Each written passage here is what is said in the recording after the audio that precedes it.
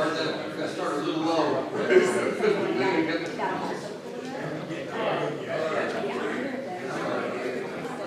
Keep going.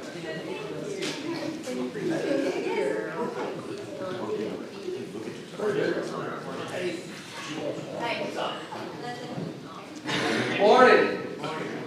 Good to see everyone this morning. Make sure I'm on the line.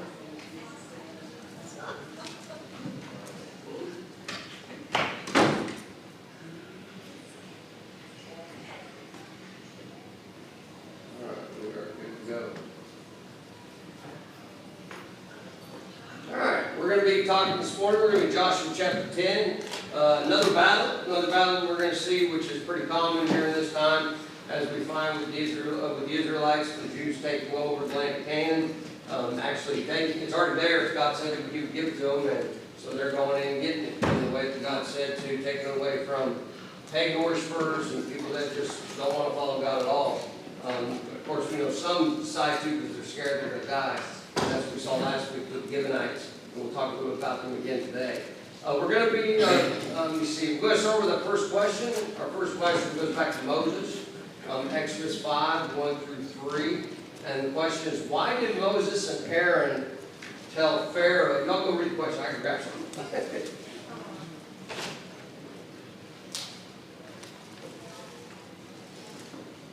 Look at that before it came out. Forgot it in there. So the question of why did Moses and Aaron tell Pharaoh that he should let God's people leave? Why did he say he should do that? They were going to make a holy feast for them. Exactly. Because it said they were going to go out 3 days out, 3 days and hold the feast for God. And if we see that, what does he say? We see, what did Pharaoh say about the Lord about that? He didn't know the Lord. He says, I don't know who you're talking about. Yeah, basically, like, there ain't no God like you're talking about. I don't know who that God is. And so it's and basically, in a sense, with that, it wasn't just, that saying, I don't know. It was kind of a ridicule, too, ridiculing your God, as we would see that.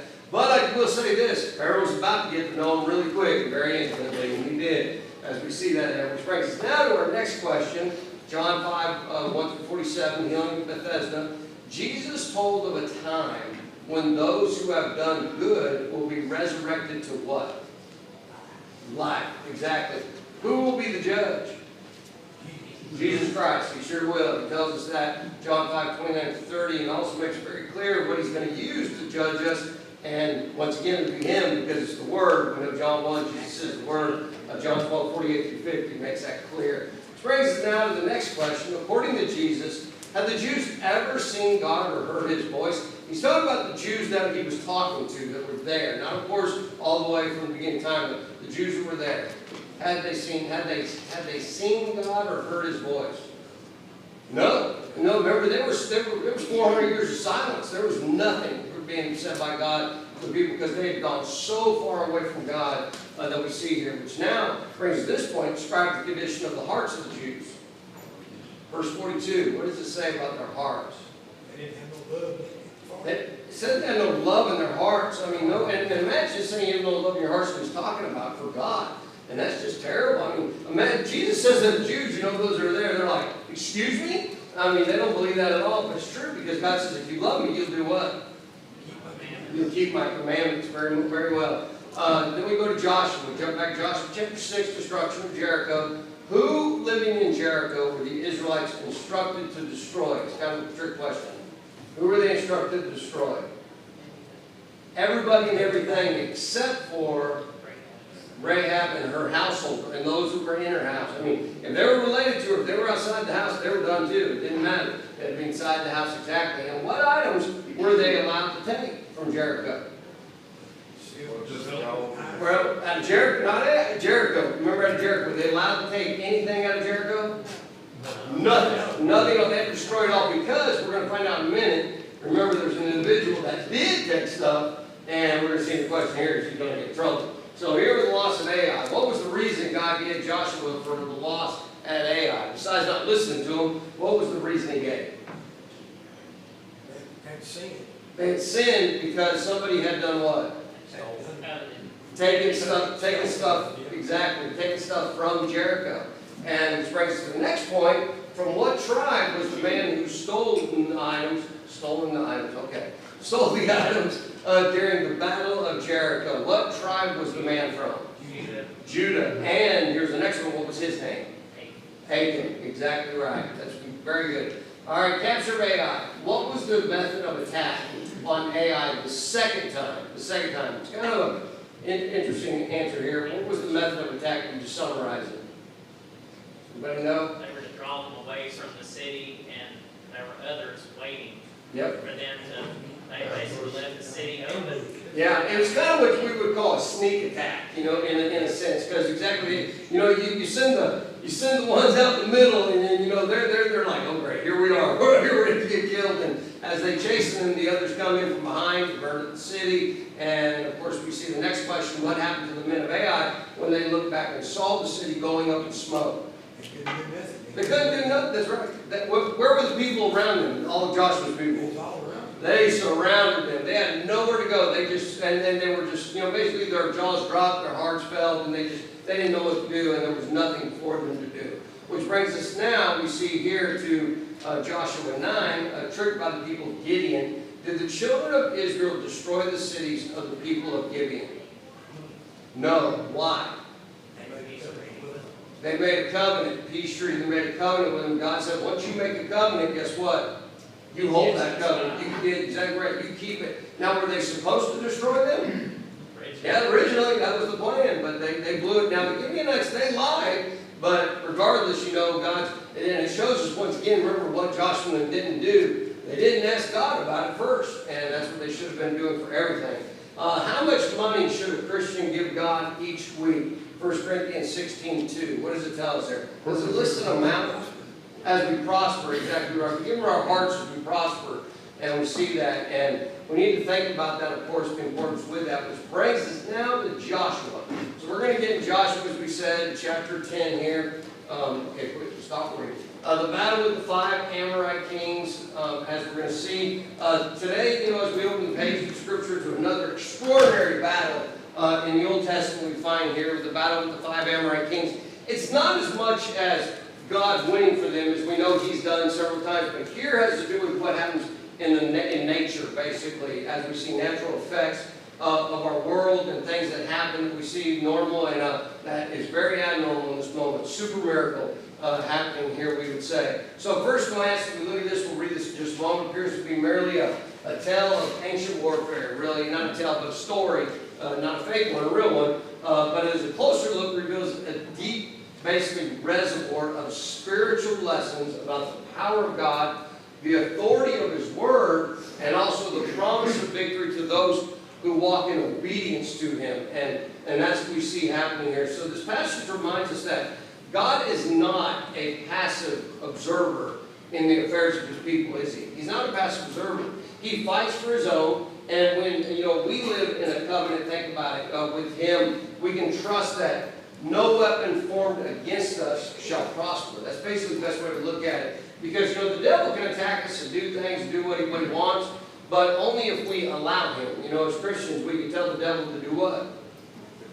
Get behind me, Satan. Yeah, I don't know how many times say that. Flee from me, Satan. Get away from me. And Satan's, one thing about Satan, when you say that, when you live that life, he does it. And God said that He would. And so it's important to get that. So with all this being said, as we're going to look at these theological thoughts here, meaning the teaching of God that goes on in this moment, we're going to begin by just reading this. We'll go ahead and look as we read, as we're introduced to these 5 kings that are here. And if someone want to read verses 1 through 5 for us, please.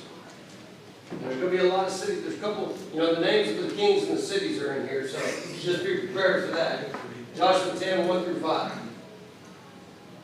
It came to pass Adam, Zedek, king of Jerusalem, heard how Joshua had taken Ai and had utterly destroyed it. And as he had done in Jericho and her king, so he had done to Ai and her king. And how the inhabitants of Gibeon had made peace with Israel and were among them. But they feared greatly because Gibeon was a great city, as one of the royal cities, because it was greater than Ai, and all men thereof were mighty. Wherefore Adoni-Zedek, king of Jerusalem, sent unto Hotham, king of Hebron, and unto Piram, king of Jarmuth, and unto Japhia, king of Lachish, and unto Debir, king of Eglon, and saying, come unto me and help me, that we might smite Gibeon. For I have made peace with Joshua and with the children of Israel. Therefore the kings of the Amorite, the king of Jerusalem, the king of Hebron, the king of Jarmuth, the king of Lachish, the king of Eglon, gathered themselves together and went up, they and all their hosts, and encamped before Gibeon, and made war against it. Thank you. So as we look at these here, we see these, they repeat these names. I want us to understand that, there's no mistaking who it was.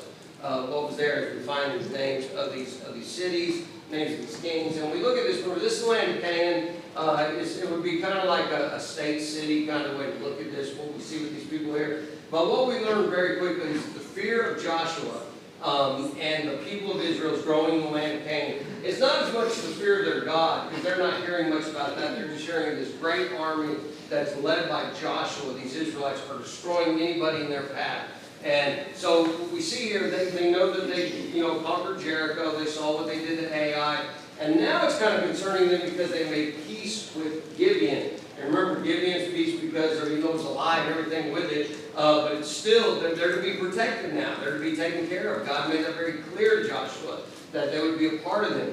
And this is causing fear in the land of Canaan, not only because of victories, but also because of the Gibeonites, of who they are. They were a mighty army, is what the Bible says, with fortified cities. So you would think, and this is what the king of Jerusalem was thinking, if they can't, if they're going to give up, and how can I beat them by myself? There's no way. And that's why he calls these other four kings to come up there to him to help him. And it's interesting how they're going to go against Gibeon first. That's what they want to do. And that's going to be a mistake, a very costly mistake, as we see here. So, and actually in the I guess you say the whole picture of it, it kind of saves Joshua and the Israelites a lot of time. It saves them and God a lot of time because they're going to destroy all these kings and their cities in one shot. I mean, it's just going to be in one big battle. And it's really like a battle and a half, I guess you'd say, or actually, rephrase it.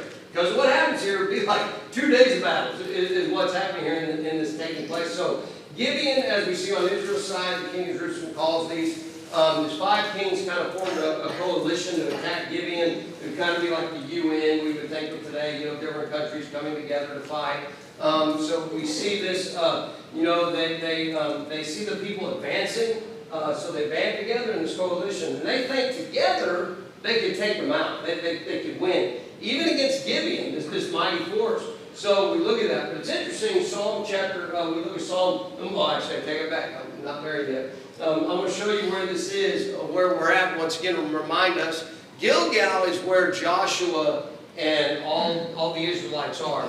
You're talking close to 2 million, maybe more, some say close to 3, are all camped in this area of Gilgal. This time, the difference is, every time we've seen the battle, have they taken all the fighters at one time?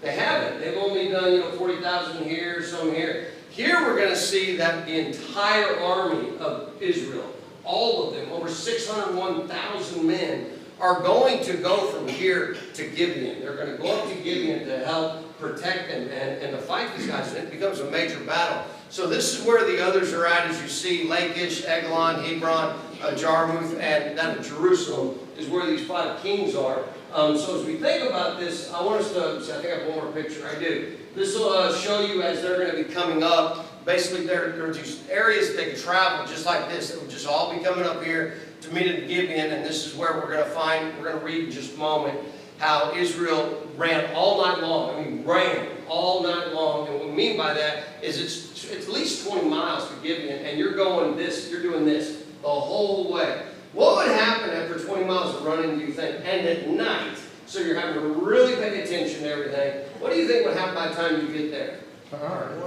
You're wore out, you're tired. You know, most military people, they know, they get as close as they can to the advancing force, and they kind of get in position, wait a little bit, give you time. And usually it's not like that, but here we see it's different, and we'll talk about it as we go through it. But Psalm chapter 2, we're going to find verses 1 through 4, talks a little bit about this, about the kings of the earth, and it's referring to them and other kings, how they are. So we'll go and read this for us. Why do the nations rage, and the people plot a vain thing? The kings of the earth set themselves, and the rulers take counsel together against the Lord and against his anointed, saying, let us break their bonds in peace and cast away their cords from us. He who sits in the heavens shall laugh, that the Lord shall hold them in dissension. Thank you. So here we see this. The word derision, of course, means ridiculing or mocking. You know, basically, you can't beat me. There's no way you're going to be able to do this. You may think you can try. I can give you the opportunity to try, but they're not going to do it. And so, you know, when we choose to walk with God, you know, we better expect opposition. It's just going to happen. And we may even look at sometimes people, no one's really mean to me, but you don't realize what the devil's doing to you. We should realize what the devil's doing to us, also at the same time causing problems in the world. The enemy always tries to intimidate, isolate, and basically when it comes down to destroy. You know, destroy our souls and those who stand for righteousness. But remember, God is never intimidated. And if we're on his side, his plan will always work without, I mean, we know God's side or not, but the plan will always work, so we want to be on his side, knowing that he's going to be the winning team, you would say, always in this world. So with all that being said, we're going to look at this next point, that God's people respond with courage, and they're going to. And it's a remarkable courage that Israelites have changed where they've come to and where they're at now. So let's go ahead and read this, Joshua 10, 6 through 9. I'll look at a couple other maps to show you some things that we're looking at. And the men of Gibeon sent to Joshua at the camp of Gilead, saying, do not forsake your servants. Come up to us quickly, save us and help us. For all the kings of the Amorites who dwell in the mountains have gathered together against us. So Joshua ascended from Gilead, he and all the people of war with him, and all the mighty men of valor. And the Lord said to Joshua, do not fear them, for I have delivered them into your hand. Not a man of them shall stand before you. Joshua therefore came up upon them suddenly, having marched all night from Gilead.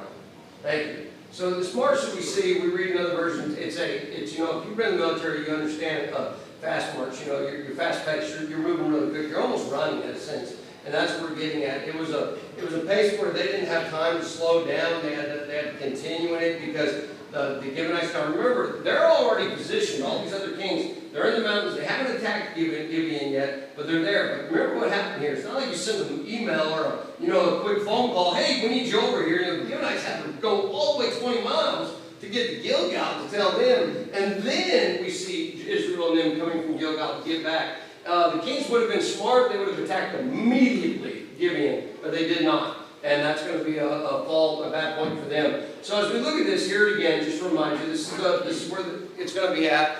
Joshua is here. They come here. They meet basically. When they come in, they meet at the same time. And they're right there, and this big fight's going to take place. We know that I think it's the one when I got there, yeah. The Gibeonites, crowd to Joshua, as we saw here, and through the Gibeonites, had deceived Israel once again. God says, when you make a covenant with somebody, in other words, when you make a promise, you need to do what? Keep it. You need to keep it. And that goes with us still today. Everything we do in part of that doesn't mean, you make a promise to somebody and you forget, but you need to make it up. You need to take care of it. This kind of thing, you're not going to forget this covenant you made. And that's what we see. And it's so important because even with us today, we made a covenant with God when we decided to be with Christ, to be baptized for the remission of our sins. We need to remain in that covenant because God will always be there. But at times, Christians leave that covenant when they need to come back. But think about verse 8. Verse 8, once again. Verse 8 here we just read, how God talks directly to Joshua. He says, do not fear them. And the fight hasn't even started yet, but he said the same thing with Ai. Remember, and Jericho, these same words. For I have delivered them into your hand. Not a man of them shall stand before you.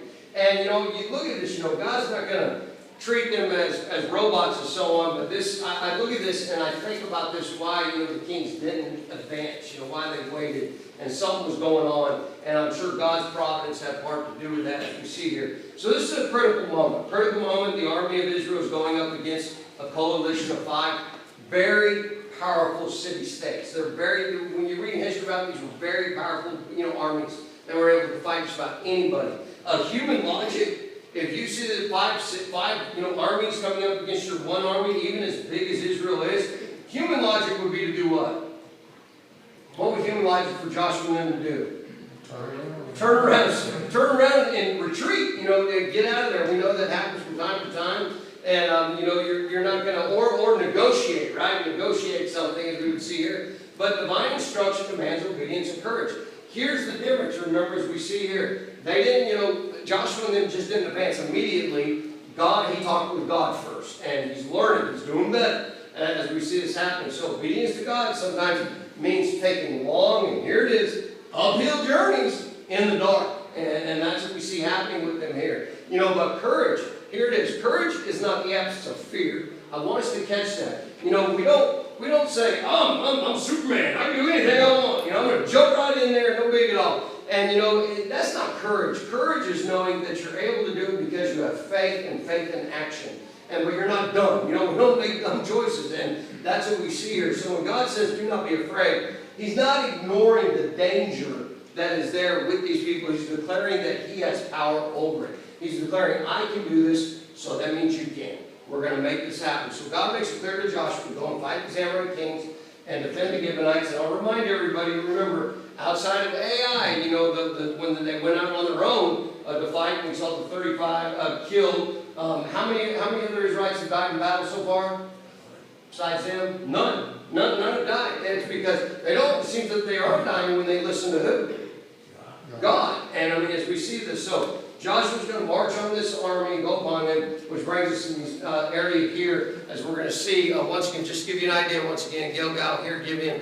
But I want you to see this. Here's what the terrain looks like. Here's you a topographical map, as you would see. So they're down here. Look how they are here. And notice what it does. It just continually rises and goes up, and then it comes up again as you come over here to Gibeon. In fact, you can notice by the color change in the mountains how we see the change of it. And this is basically, notice what this is the highest point in the hill country. Where does it look like Gibeon's at?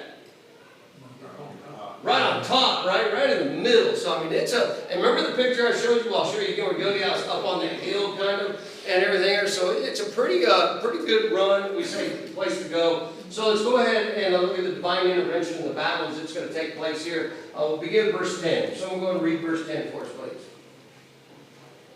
So the Lord routed them between Israel, killed them with a great slaughter at Gibeon, chased them along the road that goes to Beth-horon, and struck them down as far as Azekah and Makkedah. Got it. All right, there we go. Like I said, same like you know them. You got it right. So, look at this here. At least the way I pronounce them, you got it right the same way. This is where the story becomes supernatural. This is where it's all with God right here in this moment. The Israelites engage in the Amorite army in battle, and they drive them back to the fierce attack. But God does not leave the outcome to the military might alone. And let me give you an idea once again. Here we are. So this is where they're going to end up. So they attack them here. They get in this fight, and we find the Amorites start fleeing. They're going to run this way, up over this ridge, and come down.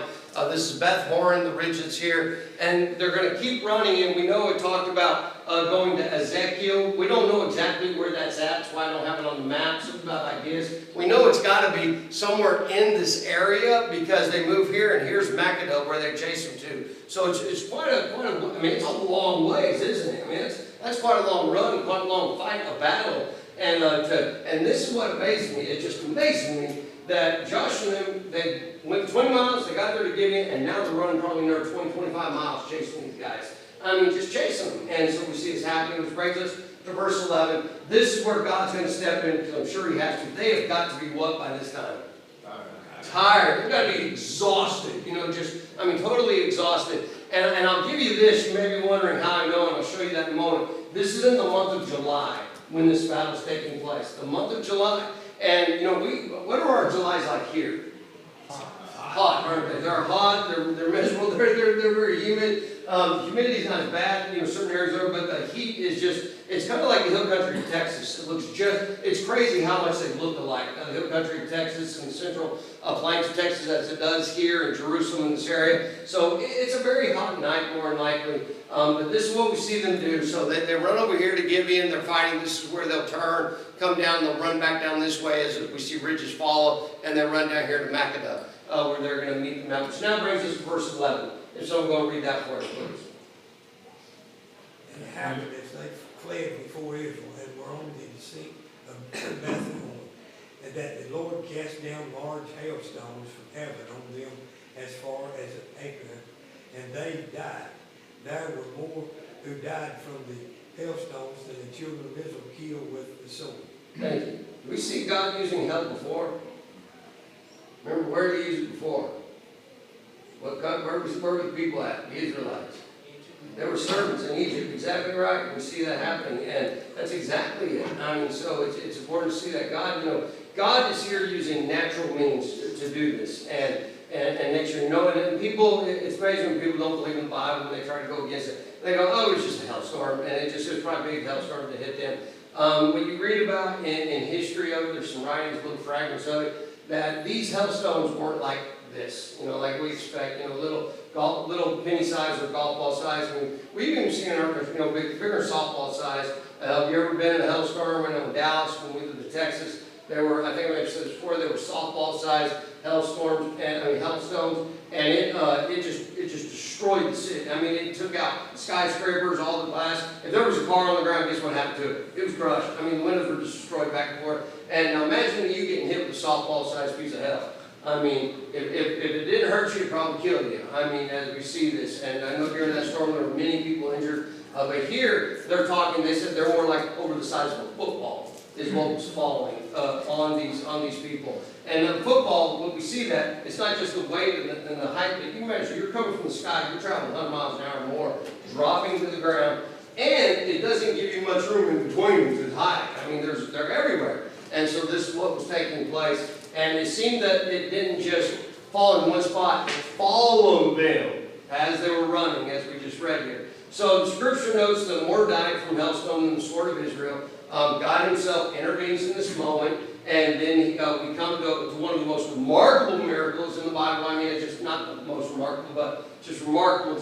And what's going to happen here? It's never happened before this, and it's never happened again. And that's what we're going to find with Joshua's prayer for the sun to do what? What does he ask for the sun to do? For God to do with the sun? Stand still. Don't move. Now this, when everybody reads this, don't believe the Bible, or people, they go to this meeting and they say, look at this. Everybody knows this can never happen. There's no way whatsoever, and I'll explain a couple things why they think that. It has to do with the rotation of what's actually rotating and moving and so on. But let's go ahead and see what the Bible says about this in verses 12 through 15. Okay, come on, there we go, 12 to 14. Let me read it, please. Then Joshua spoke to the Lord in the day when the Lord delivered up the Amorites before the children of Israel. And he said in the sight of Israel, sun, stand still over Gibeon, and moon in the valley of Agabar. So the sun stood still, and the moon stopped, till the people had revenge upon their enemies. Is this not written in the book of Jasher? So the sun stood still in the midst of heaven, and did not hasten to go down for about a whole day. And there has been no day like that, before it or after it, that the Lord heeded the voice of a man. For the Lord fought for Israel. Then Joshua returned and all Israel with him to the camp at Gilgal. Thank you. Just what an amazing thing. So Joshua speaks to the Lord in the presence of Israel. The sun stands still over Gibeon. When it says stand still in the Greek, it means it stood right above. It was right above him. And when the sun's usually right above you, what time of day is that usually? Noon. Usually around noon, the middle of the day, as we would see. And the moon over the valley of Ajalon. So like, well, how's the moon out? How many here of us have seen the moon and the sun at the same time? Everybody raise your hand, right? Everybody agrees with that, without a doubt. That's nothing unusual. We see that. The difference of the unusualness here is nothing is moving. And it says for almost an entire day. And so you're talking almost, we would say, 24-hour period, probably 12 because of the way they use the wording in here, but it could have been closer to more because of what we find with different things written about history about this. The scripture declares, there's never been a day like this, never will again. Scholars and skeptics have long debated the scientific implication of this event, but the point of the passage is not astronomy, it's theology, it's teaching of God, of what God says. Like I said, it's been brought many to ridicule the Bible. Some believe the record of the miracle proves the Bible is uninspired. They said, for someone to be dumb enough to write this Bible cannot come from a God. It's got to be inspired. Because science has long since proven the earth rotates and the sun doesn't move. And we see here, however, I'd like to just make a few statements about this. Think about it. We all speak, well, here it is. When you and I in the morning get up and we see something coming up, what do we call that?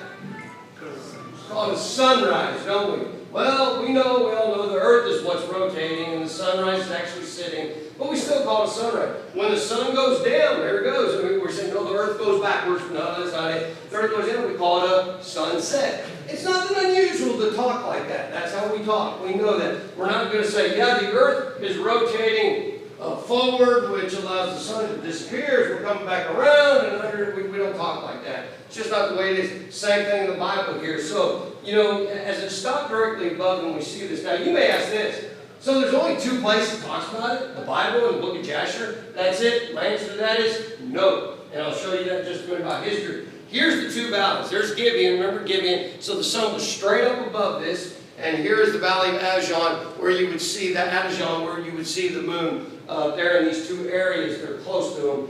So it's real interesting the way this worked out. So what do we know about the longer day? Number one, here's very important to understand. Ancient history supports this claim. Truly supports it. We go, how do we know that? Well, many ancient cultures, guess what they do? Anybody think what they may have done, what they did during that time? What do we see historians doing all the time? Writing things down, right? Writing about what's going on during that day, during that time. You listen to Bill on the radio on Thursday. He always talks about something that happened in the past, some of the history, and see how much history we know about it, because each day is recorded. We know that. We see that just kind of the way things are. So what do we learn with this? Well, number one, the Chinese writings actually record a legend. They call it a legend, and they all in this what they kind of refer to it as a very long day. That's what it says in there. The same legend recorded among the Inca Indians and the Peru Aztecs they found on walls written in certain areas, and the Indians, Aztec Indians in Mexico. Both of these tribes, guess what they worship? What did both these tribes worship?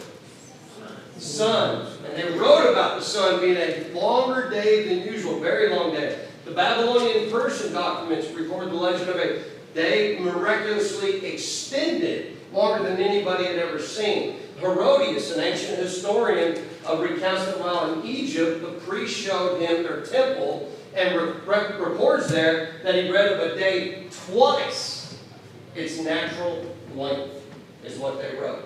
So we go, that's really interesting. Is there anything else? Yep, check this one out. A calendar supports it. There's a calendar that actually supports this, using an ancient Chaldean calendar and system, which at that time was very popular for people to use, which was built around, guess what? The lunar and solar eclipse, as we see here, and it is possible to count forward to this day, and this is where we find out where the day where it actually falls on Tuesday, July 22nd, is the day that this takes place. However, we count backward using our system, so that's forward. Tuesday, we count backward our system of days, and the events happen to be on July 22nd. Here it is, a Wednesday. Is there a problem? Not a problem at all. Just the fact that an entire day is missing either way you go. An entire day is missing. Meaning, how did you get a whole other day in there, but it's not there, it's still Tuesday, or you count backwards, it seems Wednesday, the way they look at it. It's because God extended that day without a doubt. We know why, because verse 13. So God is sovereign over time, He's sovereign over nature, and when His people walk in faith and pray bold prayers, He moves heaven and earth at times we see for certain things that happen. And we got to ask, are we praying those bold prayers? Are we doing as we need to be doing? Because here's great examples of how that works.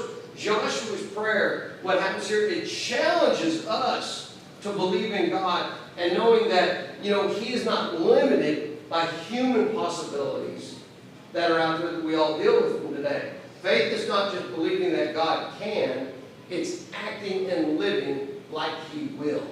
And there's the difference. We need to be living, knowing, saying, God will do this for me. And we see that. Now, does that mean it's always going to turn out always the way we want? No. But it's always good to be on God's side, because the better part of it's going to come out right for you, as we define. David, go ahead. What you said about the legends reminds me of the flood. You know, Yep. a lot of people Call it a have legend. announced it, but there's all these other kinds of cultures who have come up with their own version of the flood. That's right. So the counterfeits imply that there's an original account. Exactly. I forget what culture it was, but it was a real common one that came up with their own idea of the flood. Even the Chinese. Oh, yeah. Yeah. The number 8 is synonymous with boat.